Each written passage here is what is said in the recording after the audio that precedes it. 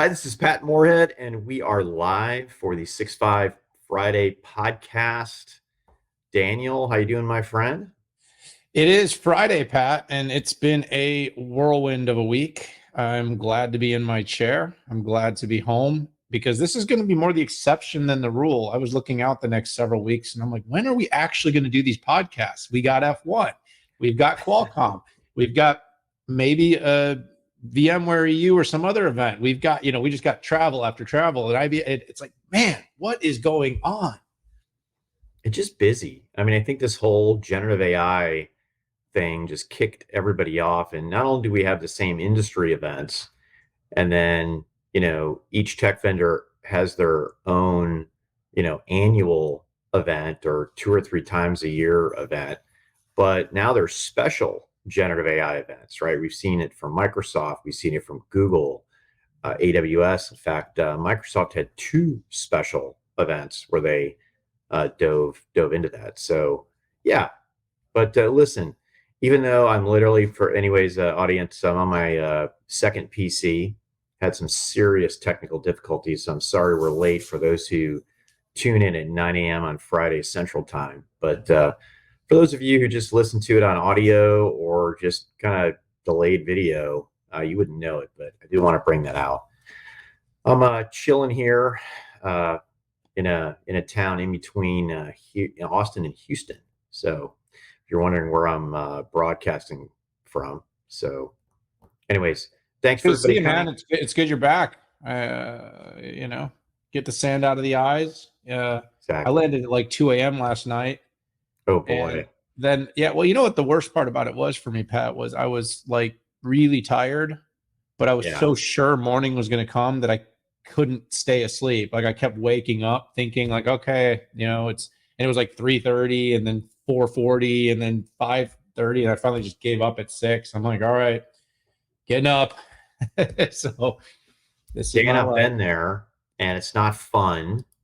I'm pretty sure I was doom scrolling when you arrived. So, but anyways, Dan, I'm glad you're here. Yeah, you got in a lot later than I did, but I think I was good, man. Sometimes it's you, sometimes it's me. Yeah, I think I was on your schedule. I think I got 3 hours sleep the night before, and I'm still catching up on it. But anyways, it's great to be here. We got a good show for you today. We're talking OpenText, BoxWorks, AMD, Adobe Max, a little bit of Microsoft, and we also have a Google topic as well. I should have updated that one. I didn't update it everywhere. It's okay, Dan. This is hold on. The Google topic. There we go. There we go. All right, back to the other one. Anyway, so let's dive in. Dan, you and I were in Las Vegas, our second home, at OpenText World 2023. The 6-5 was there, interviewing and chatting with the most senior management at the company. 6-5 was there, Pat. And yeah, let's talk a little bit about OpenText World. Let's talk a little bit about OpenText. How about that? Yeah. No, that's a great place to start. OpenText is one of those really big companies that most people have never heard of. And when I say most, I don't mean enterprises. Enterprises know OpenText, but when I'm thinking like, consumers, because they don't make PCs or devices or phones, they are a pure enterprise information management play that is now almost $6 billion or is $6 billion in revenue, and has done so through a pretty substantial series of inorganic and acquisitions, as well as really focusing on helping companies deal with the information management age. This event, we did have the 6-5 there. We talked to their CEO, their CMO, and their chief product officer, all of which you'll be able to watch videos, and we'll have to drop those in the links here as soon as they're up and ready. But let's be straight what this event's all about. And I didn't hear what you said there, Pat. So I muted it. I was screaming to the rest of the family, I'm recording a podcast. Professional stuff, people. We got to stay with this here. But that's what we do when we're on the road, Anyway, so we got to talk to the leadership. Make no mistake, this company's been enabling information and data and management in the enterprise across the full stack of business intelligence, machine learning, automation for a long time. But this event was all about AI. And you simply cannot spell aviator without AI. And that this company was zeroed in on telling a story, architecture, baby, telling a story about how companies can, I don't know, download 1 million documents for 350,000 and then lay generative capabilities all on top of it. And Pat, the continuum of what it's doing in Aviator really does go from, your most sort of citizen developer friendly Aviator for business products all the way to your incredibly complex Aviator for technologist products that enable companies to build very custom with a poly LLM approach, all the way to sort of pre-canned uploaded documents with CX and DX and enterprise search capabilities.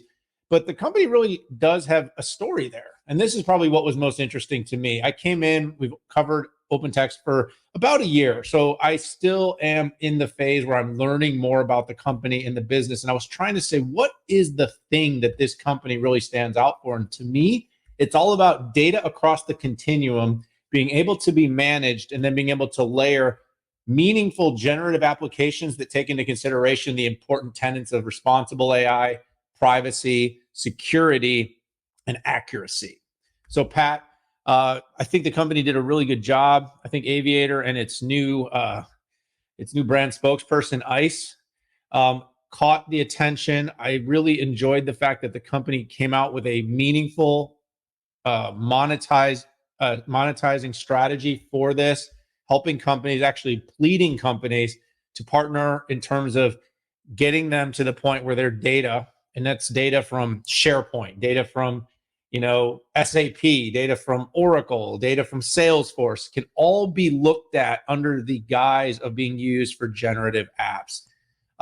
You can get a lot more in the conversations that we had, Pat, but my take here is that OpenText is a very interesting company. It's really thinking about AI in a very holistic fashion. It's not about good and bad AI. It's just AI. We heard Mark Barrenechea, CEO, say that more than one time. You don't drive a safe car, you just drive a car. And I largely agree with that, but I don't know if you've ever seen Pat on the track. There is. But anyways, good show, good event, good primer here. Check out those videos. Pat, what was your take there? Yeah, so that was a great intro and additive. And I've been researching the company for about a year, and I'll admit it's been a slow roll. You get a company that does so many different things in the enterprise, and they're this combination, a lot of acquisitions, right? Micro Focus is a great example, and 4 or 5 different companies along the way. But it's a company on the move, and I think the safe and accurate way to characterize the company is it's all about information management.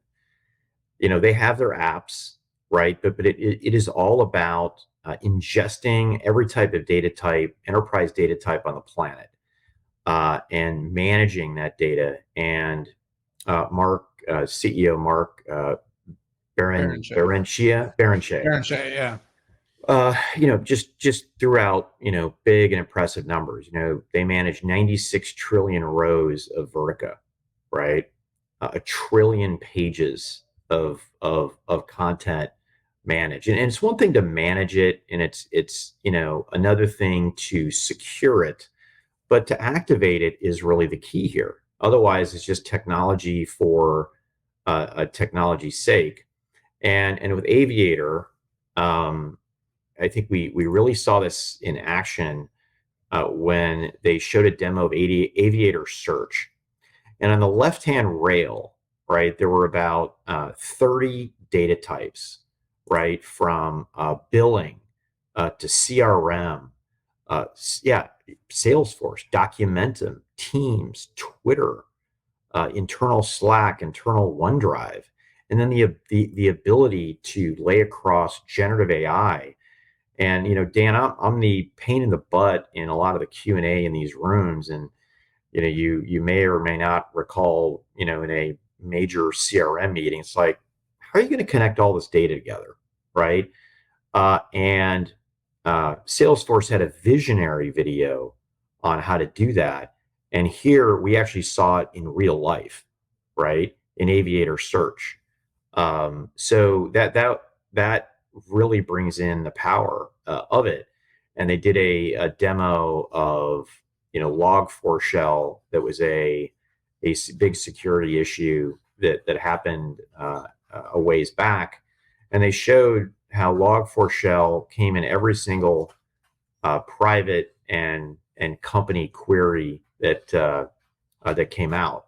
We saw how a contract was put together using these tools as well from disparate data sources. So super interesting stuff. But again, folks, check out the coverage when we publish it next week on all of these interviews. There's three, right?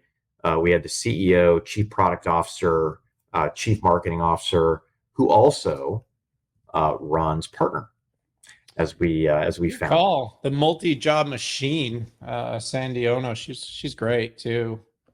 So yeah, she really did you is. screenshot that, dude? Did you when you were going through all the? I mean, was that a screen or is that all from memory? Because I pride myself on having a great memory, and you got the sources.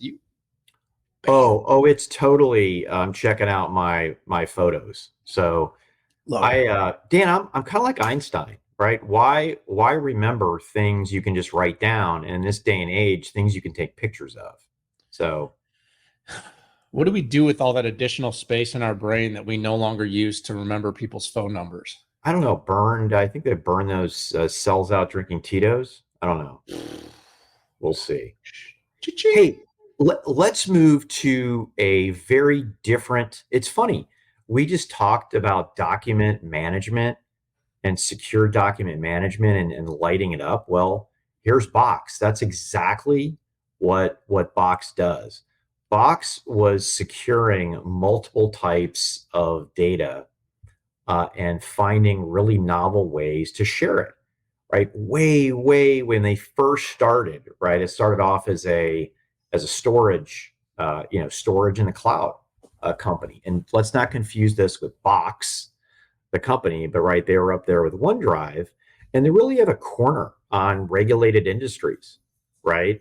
And I know a lot of our tech clients, they deliver us content right out of BoxWorks, and it's auto magically, has your own, NDA, Moor Insights and Strategy against it.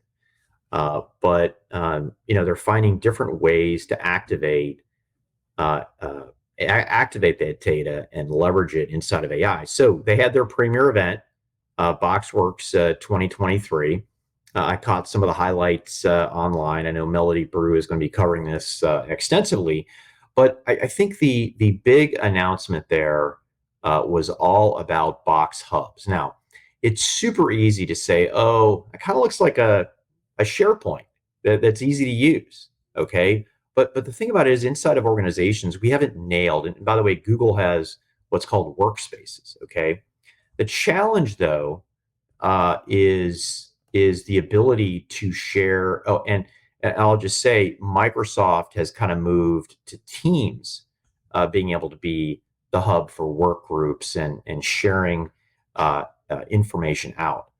But I really am impressed with Box Hubs because it makes this type of capability seamless and secure. And I'm not saying the other solutions aren't, but I urge you to go into the videos to look at this. Hard to appreciate how good this is. So imagine, you have an account team, okay, and you have a combination of internal documents, you have external documents, and not only are you working on it as an internal team, but you might have external third parties you want to share with. And the great part about this is Box won't let you make a mistake, because each document or each file, and by the way, this can be a PDF, Word document, PowerPoint, pretty much anything that it cuts across, the ability, each one of these has a special designation.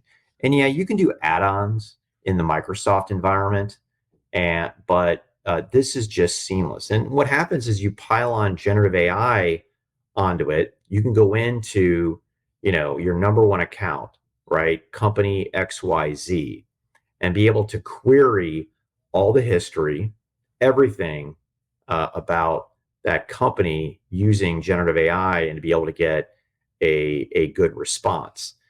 And those people who don't have authorization to access data that was based upon documents, you don't get access. So think it's one of the best expressions, and I have to give the company a lot of credit for its 15-second snippets in where it shows the power of what they do. And founder and CEO Aaron Levy does a great job in getting this across. And to me, this shows the difference between a company who specializes in something versus somebody who has this, let's say, as a feature. And that's the challenge that Box will have continuously is how do I not get sucked in to, freebie land as part of a suite and be able to charge, a commanding, an appropriate amount of money for what it brings to the table. Yeah. So I want to focus on one thing in particular from this Box announcement, and that's in alignment with what I've been saying for a while, that companies that are going to succeed in this generative AI era are going to have a strategy to monetize generative AI. And what I liked about what Box announced at BoxWorks was it provided both its customers and its investors with clarity as to how the company intends to use its enterprise content management suite to make money and also deliver value, which will grow with the growth of generative AI capabilities. So, basically there's two use cases that have been most popular, and that's creating content with Box Notes, and that's been querying the documents inside of Box with the generative AI tool. Getting to an understanding of an average user of how frequently they're using these capabilities, and then of course being able to understand how a company can then generate revenue for Box was the thing that I was really focused on here. So I like that it's kind of focused, it's specific, it's understood, it's a credit system. I like credit systems. Adobe is doing some of this similarly with Firefly, because it's also doesn't always feel like money. So it gives people they're going to use it a lot, and they're like tokens, and every time this token gets used, more volume gets used, and then eventually it does add up to more revenue. Box is looking for that sort of path to more revenue growth in the near term. And I think generative AI laid on top of a enterprise content management suite like Box is a good way to do it. It's straightforward. People understand how they're using it, and they understand how they're paying for it. So nice announcement. There was obviously other things, but that was probably the one thing that caught my attention and that I thought the company did particularly well. Yeah, so let's move to the next topic here, and that is more AI. AMD acquires a company that, it's funny, I want to call it Node.AI, but it's Nod.AI. I did the same thing. I literally I was calling it Node for like 30 minutes talking to a journalist about it. I'm like, it's not Nod. And they're like, I think it's Nod. I'm like, oh. I know I affiliate nodding with nodding off or sleeping or something. Yeah. Like that. I guess we'll give a nod to what AMD is doing There. today. How Dan, about that? you get one a day, okay? Yeah. By the way, you can't spell AI without not AI. That's not Not as good. good. That's not as good as Aviator. No, All right. no. So, look, there are lots of startups, and you're seeing AMD is taking a build buy partner approach to growing its AI capabilities. Last week, we saw some very interesting announcements with Lamini. This week, it was not AI. It was they're not a household name. I had not heard much about them before. But having Wait a said that, second. Is there a possibility this is not AI? it's We're not even saying it. We're not even saying this correctly. it's not. There's no Okay. way. But look, there's kind of a few different schools of thought about building the future of generative and AI capabilities. One is closed architectures. One is open source. We know that in the NVIDIA world, it's built a huge vacuum and vortex of growth around CUDA and around the ability for you to really build your AI future on its software and not moving away from it. For AMD with ROCm, with its whole approach, it's the x86 of the future, which is going to be all about open source. So I think the company is continuing to make investments here and wants to show through both partnerships and building, and then of course its strategy that it's wants to have a more complete offering. It wants to be able to compete. We've seen that it takes some time, and so I think that's what you really got here. This is an augmentation of their capabilities. It's a company that has made their Shark is their sort of well-known platform. It's all open source. They are all about optimization of model, and they've not only been optimizing for AMD, but they've been optimizing historically for others, like including Intel.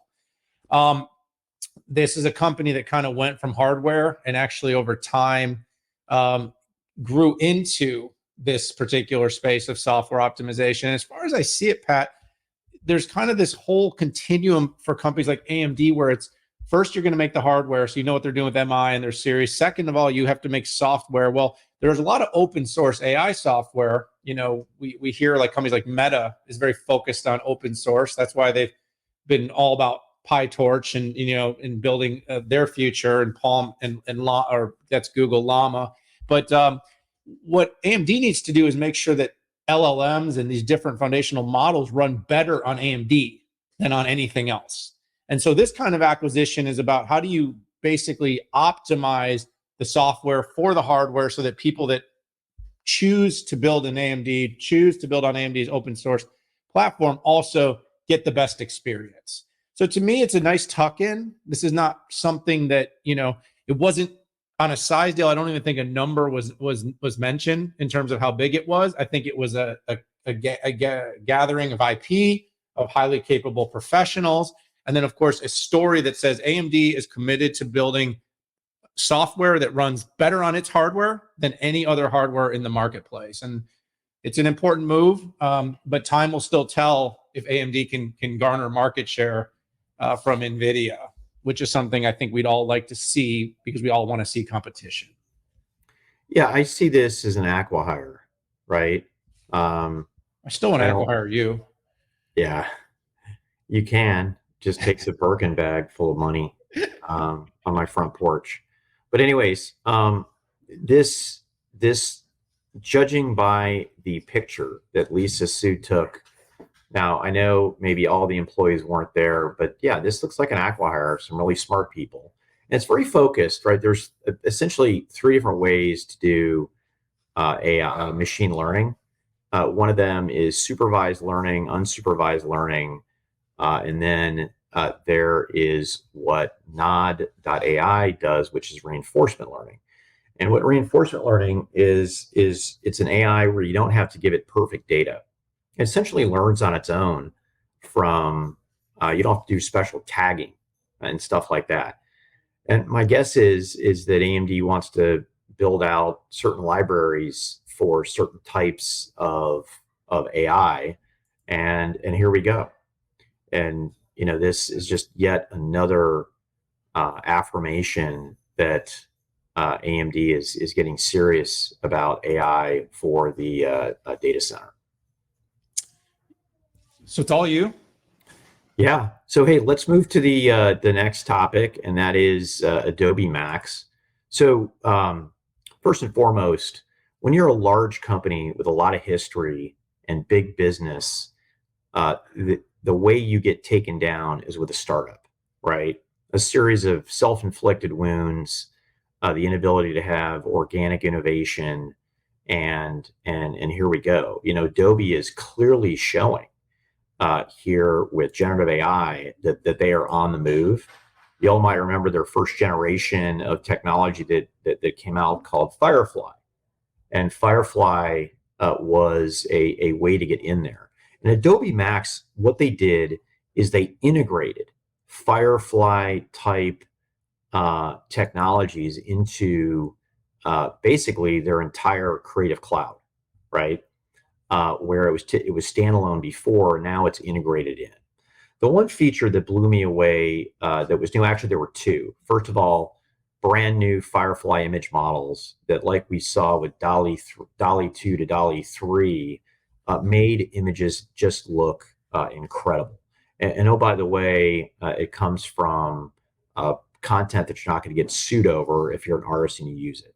The second feature that just blew me away was, with Firefly, you used to, well, not used to, you go in on an image and say, remove the background and replace it with a sunset. I'm going to go in and do that. Now you can do that for videos, and that is absolutely mind blowing.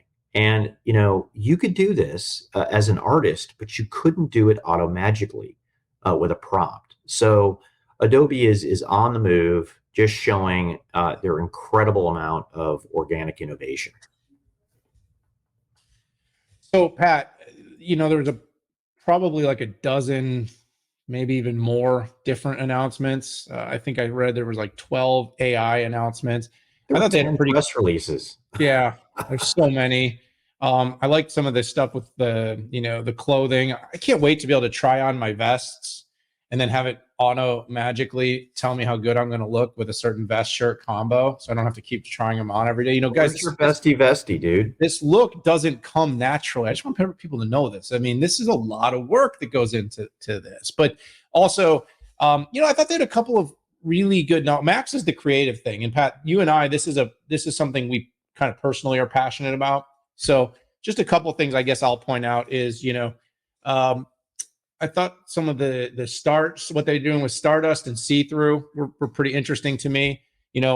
Probably most valuable to me is how see-through could be applied to video for us, because the reflections, there's nothing that drives me more crazy than when I can't get rid of like reflections with lighting. So the fact that they can really up level and up scale. And then they had some definite important resolution boosters for video. And that was also pretty cool. So kind of the way generative AI can be applied, Pat, to make our video better, is something I think about. Because think about like today, like you're traveling, you don't have all your best equipment, you're in a place, like how can you optimize your environment? And so often, by the way, when we have guests, their best environment isn't good enough for us. So lots of that kind of technology. I thought they leaned into that at Max. I'm excited about how it can help boost the 6.5 and all these weekly shows that we do. But I also do love some of the stuff, the doodles to art and, all that kind of, but, like I said, I'll talk to the creative to see what they say. Dan, could you get the shine off the forehead? Oh, man. So funny. Oh. Let's move forward. I know you're a busy guy here. So listen, CNBC article came out that said Microsoft owes $29 billion to the IRS for back taxes. Is that the craziest thing you've heard of? Well, I mean, it's not the craziest thing, but I would imagine that, is this a government shakedown? Or is this something that, requires a little bit more attention? Now, before I talk about this, I do want to point out in some good news for Microsoft, the Activision deal closed today. So while we are amidst hey, you might owe us $28 billion, the other, massive deal did close. And by the way, what a great deal for Xbox. I mean, that was a big win and another big L for Miss Lena Khan. Just another deal that she wanted to stop that she couldn't. Anyway, I know it was the UK, so it wasn't actually US anymore, but still, it was just another one that they put up a fight. Anyways, all right, back to the story at hand. Look, Pat, this stuff's kind of interesting because you're literally talking about the government just went back 10 years, 2004 to 2013. And it basically said that, that there was taxes that were not paid, and now there's like about 10 billion that the companies said they did pay that are not being reflected. But Pat, these are huge numbers. I mean, my take here is that this is probably stuff that forensic accountants and specialized lawyers and financial gurus are going to be spending their time over the next, what do you think, 2 years, 3 years, this is going to take a long time. This is not going to go quickly. I know that when, you know, the EC finds these companies $1 billion here and $1 billion there, they just write the check and keep making the money. But I don't think a $28.9 billion tax bill is going to get a quick swipe of the check from Satya and his team. What if I that think goes on? Does that go on the platinum card? I think you need the black card to get that one paid. That's right. I don't even think platinum can handle that. But here's the thing, Pat. Like, this is a really interesting kind of story that I would put a big bubble wrapper of to be continued around, because I just don't know enough about it yet. What I will tell you is that Microsoft has come out on the record very emphatically saying, we do not believe we've done anything wrong. We do believe we've followed the tax code. And Pat, just to kind of come full circle and ask the question back that I started this with is, what's going on here? Is this oh my gosh, we can't figure out how to keep the lights on in Washington?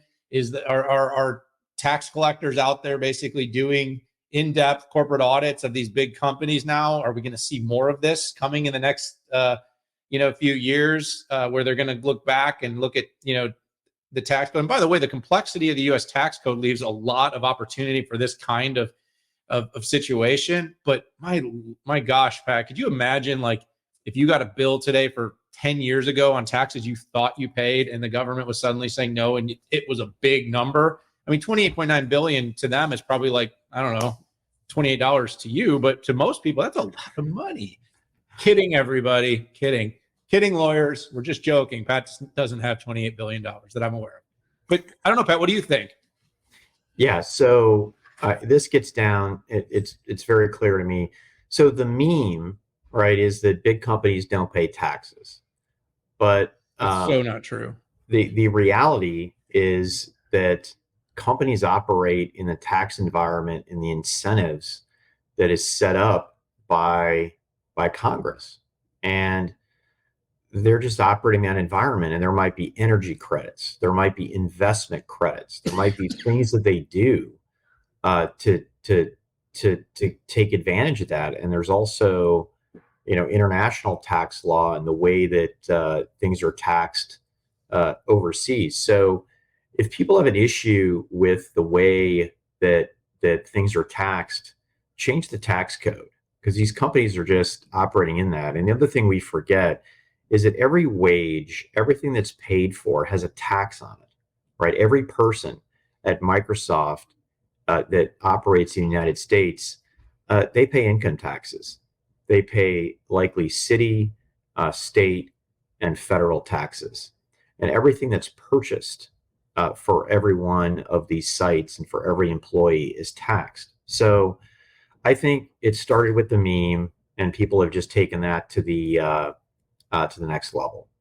Congratulations, Microsoft, on getting the Activision deal done. It took a long time, but it happened, and congratulations. Hey, so it is funny. We get taxed on what we earn. If you're a corporate, you get taxed on what the company earns, and then everybody in the company, and then you get taxed on what you buy. So you take that dollar that's been taxed, and then you buy something with that tax dollar that gets taxed again. And then, by the way, when you take it home, you get taxed again on what you own. So you take that tax dollar and you buy something that's been taxed 30, 40%, and then you pay tax when you buy it another 10, 7, 10, 12%, Pat. And then you get a bill at the end of the year with that tax money that got taxed on that thing you buy to pay tax again. I don't know if this is making it obvious where I stand on this, but I feel like people do pay quite a bit of tax. So it is pretty. Yeah, no, I appreciate it. I think I failed to mention those two different levels of taxes. No, I just think it's great. I think it's great that you reiterated that. So Dan, let's get to the last topic here. Google apparently is going to defend AI users for copyright claims. Yep. It's all you. But if you want, oh my gosh, you gave that one to me. You want me to? I took no. So as we've seen with Microsoft, and we saw, I think it was really highlighted with IBM, the need to defend or indemnify folks for copyright claims against their large language models is a big deal. Particularly if you look at OpenAI and even Bard and even AWS Titan embedded models, there is no white paper that says what the sources are. Okay. And I think this is less about companies being nefarious, but more about its intellectual property, is you don't really know what's going in there. So the one way to just cut through all that is to indemnify and or defend from copyright claims on that data. So Google has, bellied up to the bar. I haven't done the deep analysis to compare and contrast each one of the companies, but I think on the last podcast we all agreed that this is just going to be the way things can go, right? You want to scare particularly enterprise users and scare them off your products. Come and do something different. And I kind of love this new competitiveness. First it was open models versus all closed models. And everybody's like, yeah, we did a combination of the two. And then, Microsoft came out first, I think, actually, right around the same time, IBM and Microsoft came out with, we're going to help you fight copyright claims. But Google bellies up to the bar, and we're off to the races. Table stakes, sir. This is all table stakes. Every company's going to do it. Every company has to do it. Companies will try to find some differentiation on their approach of how they do it. For instance, Google is saying that it really is focusing on both sides of the claim, meaning that technology that's built with Vertex, they will support that, as well as things that are created using software such as its Duet or an image creator.